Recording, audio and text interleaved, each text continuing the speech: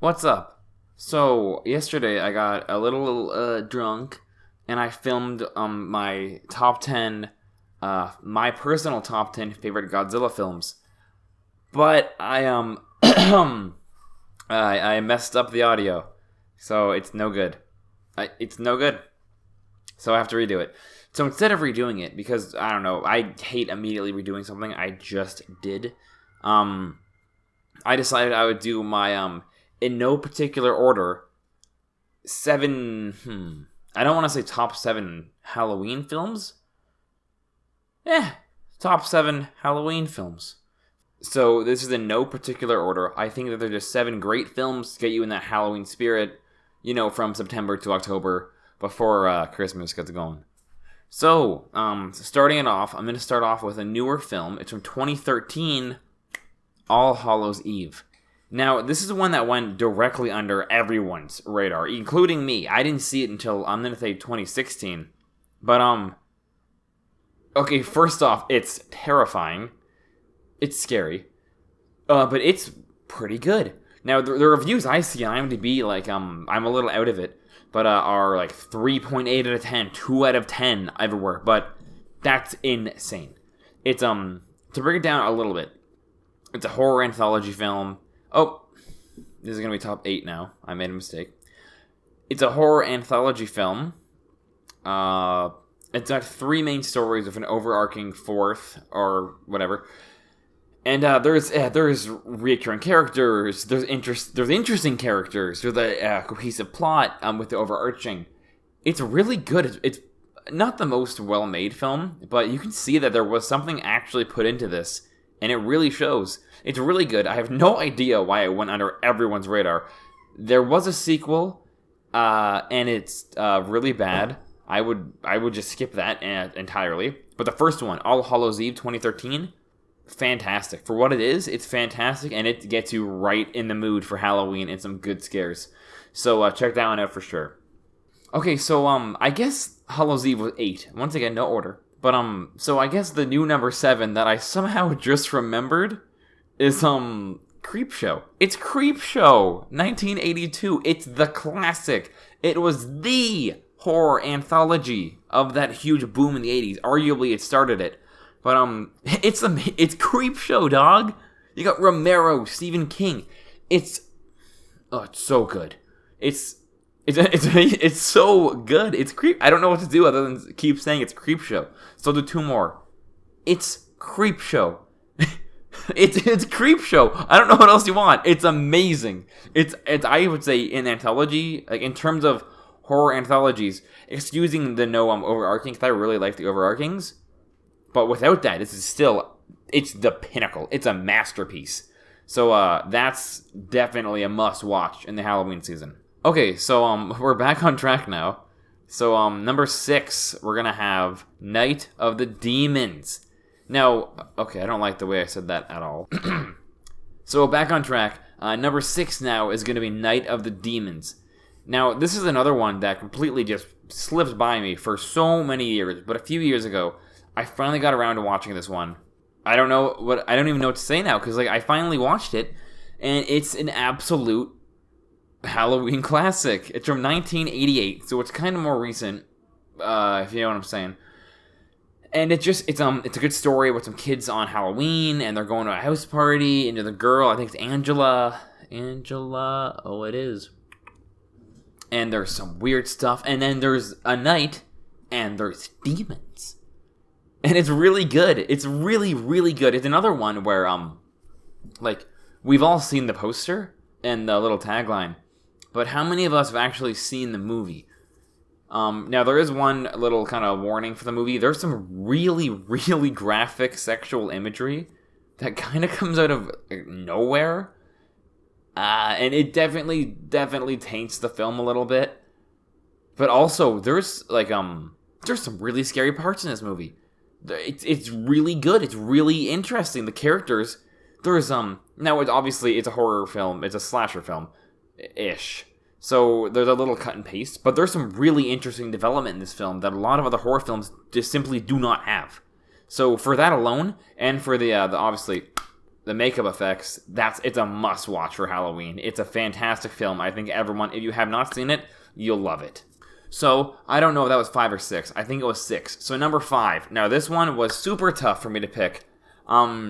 Basically, to cheat, I'm picking all of the Universal horror monster films. Well, the big boys, like Dracula, Wolfman, Invisible Man, Creature, Frankenstein, all the big boys, right? It's hard to pick, but if I had to go back and pick just one film that really embodies that spooky Halloween, like all these decorations in the stores, I gotta go back to the OG, arguably the OG, and that's gonna be 1931, all the way back to the OG Bela Lugosi Dracula. Now, I know there's a Spanish version, which I have not seen. I know apparently it's just as good, but I'm going with the traditional English version. And honestly, it's look at it. There's the spooky bats. There's a spooky cave. Okay. There's a spooky castle. There's Bela Lugosi. He literally, and okay, so did Boris Karloff, but literally, it's like this was a vampire, and then Bela Lugosi showed up. Now this is the vampire. He's that good in the role. It's amazing. It's just one of those that just like drips the atmosphere in times, and it just creates such an ambiance that like it's timeless. It's the definition of a classic, a horror classic. So it's Halloween. Watch Dracula. Okay, so I'm not nearly as I was for the Godzilla video, but I'm gone. I've lost track of where we're at. I'm according to my list, we're at number 3. I'm pretty sure I said Dracula was 5. Whatever. Number 3. No, once again, this is not in order. This isn't a stacking thing. These are just 8 films I think you should really watch at Halloween. So, no surprise, my third pick here, or my number 3 pick here, is gonna be Halloween. But, and I'm cheating here, Halloween 1 and 2. Now you can get away with just watching Halloween 1, but I find they flow together very, very nicely. This one is one of the ones that it is very mainstream. Like, this is a known thing that you watch Halloween on Halloween, and sometimes Halloween 2. It's just a classic. It's one of the first slasher films, way back 1978, the sequel 81. Now, I know it wasn't the first. Don't relax. I know about like Last Christmas and Sweet Alice, all that stuff. But it was the first big like character, like it's Michael Myers. It was a big deal. And it's still a big deal. The franchise is still going. It's been nearly 50 years, and we're still going strong. Regardless, around Halloween, look at the intro. Oh my god, okay, I'm cheating again. Halloween 4 also. You gotta put in Halloween 4 just for the title sequence. Just watch, honestly, just watch that. It's all you need. But, back to 1 and 2, specifically 1, obviously. It's all about kind of like with Dracula, but in a current setting. The atmosphere, the characters, the relatable characters. There's so much that as younger people, you can honestly relate to it. Like the babysitters, being in school, all your parents are driving by, all this stuff. It's fantastic. It's I don't know. It's one of the more acclaimed horror films. One of the more acclaimed slasher films, and it shows why. It's a not to overuse the word, but it's a masterpiece in what it is. So obviously Halloween. So my number 2. This is gonna be a big one. I'm gonna get in trouble, and I already have my statement ready. I'm choosing one of my so high school, Justin. Best movie ever, best movie of all time. Let's go to Hot Topic. Nowadays, I still respect the hell out of it, but it's not one of the best movies of all time. But for Halloween, you can't beat A Nightmare Before Christmas. Now, okay. Oh, Justin, is it a Christmas film or is it a Halloween film? I don't know!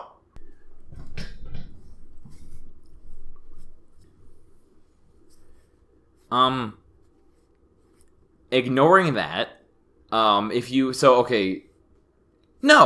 I don't know. Okay, so ignoring that, It has so much spooky Halloween imagery. Look at the main character. Look at all of the characters except for that guy. It's so Halloween-y. It takes place in a Halloween town, not Halloween Town. Halloween Town. It's so, it's one of those ones where it came out, 72, 73? Let's Google it. 73. Same year as me. But it's one of those ones where, it's still as relevant as it's ever been. If anything, it's bigger nowadays. Because it just grasps that raw, pumpkin Halloween, and it sticks with it. When you think Halloween, on some level, you're gonna think with that creepy claymation from this movie. It's one of those few times Tim Burton just knocked it out of the park. It's perfect for what it is. What is playing behind me? Oh my god, it's The Descent. So, with all that said, my final pick here for a fantastic Halloween film has to go to one of my all-time favorites, a definition cult classic that really isn't getting any bigger when it really should be. It's gotta be Trick or Treat, 2007's Halloween. I said masterpiece too much. 2007's Halloween crescendo. The perfection. The ultimate Halloween film, in my opinion, even though they're not in order. First off, it ticks all the boxes. We have atmosphere. It's an anthology film. It has an overarching plot. It has throwback plots. It has Dylan Baker. I love Dylan Baker and Brian Cox. And of course, what the fuck is her name? It even has Anna Paquin. Which, okay, so obviously, that's redundant, because, Donald Pleasance. Anyways, it's perfect. It's the Christmas story of Halloween. It's a Halloween story, not that Halloween story.